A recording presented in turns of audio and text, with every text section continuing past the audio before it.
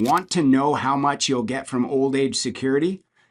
Well, they just came out with a cool new tool to help you figure that out, and they've also whipped up a retirement checklist that's actually really quite good.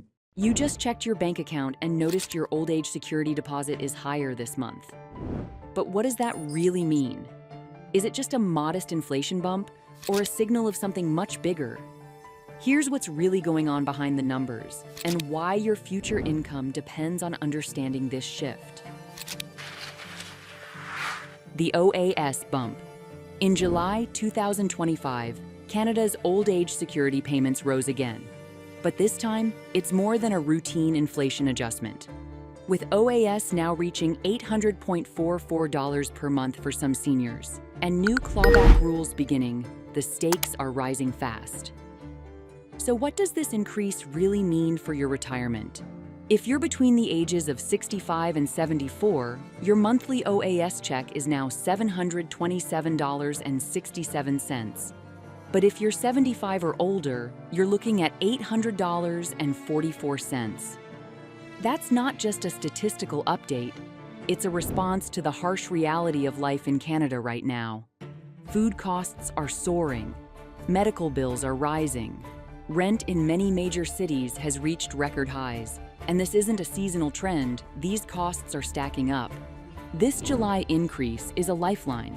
For a retiree living alone in Toronto or Vancouver, an extra $50 to $70 a month could mean the difference between buying fresh groceries or skipping meals. It's not a luxury, it's survival money. But for those with smart planning strategies, it's also an opportunity. Inflation's silent tax and how Ottawa responded. The government doesn't print these numbers arbitrarily. OAS is tied to inflation through Canada's Consumer Price Index. And in 2025, that index painted a pretty grim picture. Food up 6.2%, shelter costs up 5.9%, and healthcare costs rising even faster. This month's increase is part of a broader correction. It's also why the Canada Pension Plan saw a 2.6% increase this year. While OAS is funded directly through tax revenues, CPP is a contributory system. Your payroll deductions, matched by your employer, form the base of the fund. Both programs are designed to keep pace with inflation, but OAS is especially sensitive to it because it's meant to provide universal support, not just for those who worked.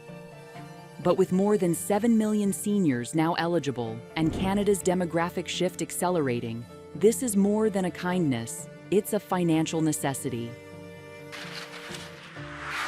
CPP enhancement hits full strength. This year also marks the full rollout of the CPP enhancement program, first introduced in 2019.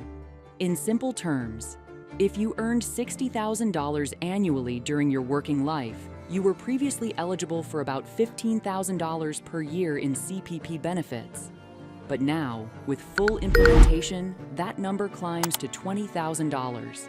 That's a massive change.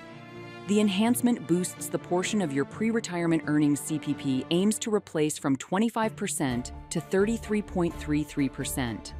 This isn't just an abstract improvement, it's an extra $416 a month in real income for the average contributor. The new clawback threshold. High-income seniors, listen closely.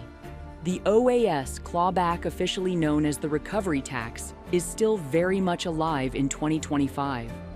But this year, there's a new line in the sand.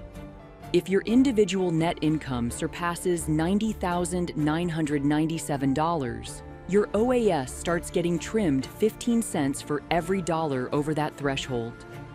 Last year, that line sat at $86,912. The adjustment isn't just technical, it's critical for anyone relying on dividends, RRSP withdrawals, or rental income. That higher threshold gives more breathing room, but also invites smart income planning. Want to avoid the clawback entirely? Experts recommend income splitting with your spouse or carefully timing your RRSP withdrawals. The timing matters because the CRA calculates clawback based on net income, not just salary or pension earnings. A $5,000 misstep in withdrawal planning could cost you hundreds in lost OAS payments. How CRA verifies these payments. Let's clear up some confusion. Yes, these increases are official, and yes, they've been verified by CRA. Rumors about temporary hikes or one-time bonuses may circulate, especially on social media, but this July increase is a permanent update tied directly to inflation metrics and the established benefit structure. Whether you're receiving your money through direct deposit or online disbursement, the updated amount should now reflect in your July payment onward. No application is needed for the adjustment. It's done automatically based on your age and eligibility profile. Why these changes reflect more than policy. Let's take a step back. These OAS and CPP increases aren't just numbers. They're part of a larger story about how Canada is preparing for its aging population and how seniors are being asked to navigate a new kind of financial reality. With rising healthcare costs, reduced employer pension coverage, and a housing market that remains stubbornly expensive, many retirees now rely more heavily on government programs than they expected. This July's increase, while welcome, is only part of what needs to be a larger conversation around longevity, wealth distribution, and financial resilience in older age. That's why the clawback threshold and CPP enhancement matter just as much as the base OAS amount. It's not just what you get, it's what you keep, how you grow it, and how long it will last. What you should be doing now. If you're already receiving benefits, check your July payment against the new rates. Are you getting the full amount you qualify for based on your age? If you're not yet drawing benefits, look at your income strategy, especially if you're close to the $90,997 clawback threshold. Should you delay? Should you split income with your partner? Should you restructure RRSP withdrawals? These aren't just retirement questions anymore. They're wealth management strategies. More than just a check. Canada's seniors are not just surviving, they're adapting and in many cases, thriving with the right strategies. But information is the first step. Knowing the real meaning behind this July 2025 OAS increase is more than a curiosity, it's a financial compass. So tell us in the comments, how are you planning your retirement around these new numbers? Are you deferring, hitting the clawback wall?